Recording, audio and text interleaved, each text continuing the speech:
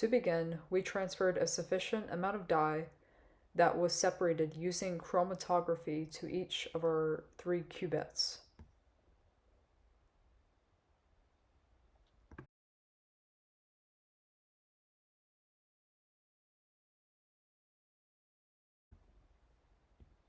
We also made a blank cuvette with deionized water, filled up to the mark.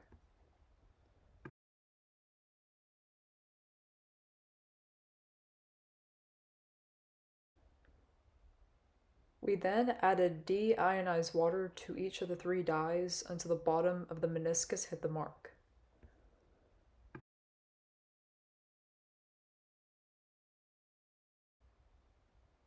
We used soap and warm water to clean lab equipment used to do this chromatography experiment.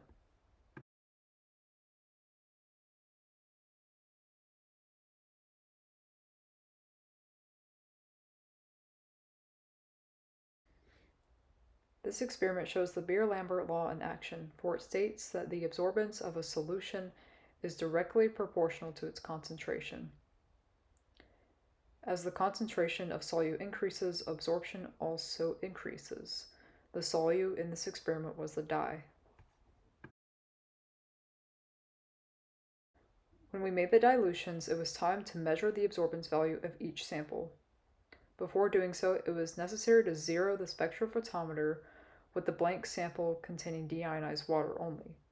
Failing to zero, the machine would allow the deionized water to interfere with the absorbance values. What we are looking for is the absorbance of the dye, not the water.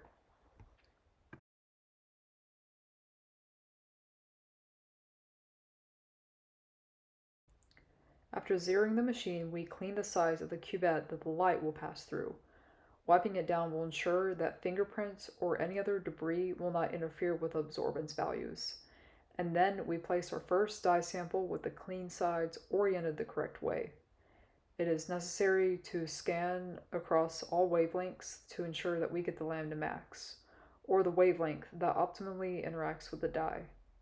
In this case, we wanted the wavelength that showed the most absorbance.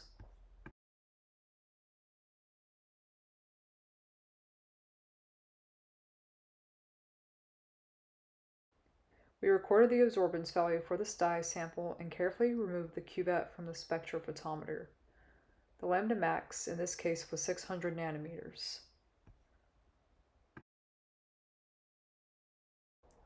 It is not necessary to zero the spectrophotometer a second time, but with the final 2 samples, we scanned across various wavelengths to find the lambda max for each of the remaining dyes, but not before wiping down each cuvette.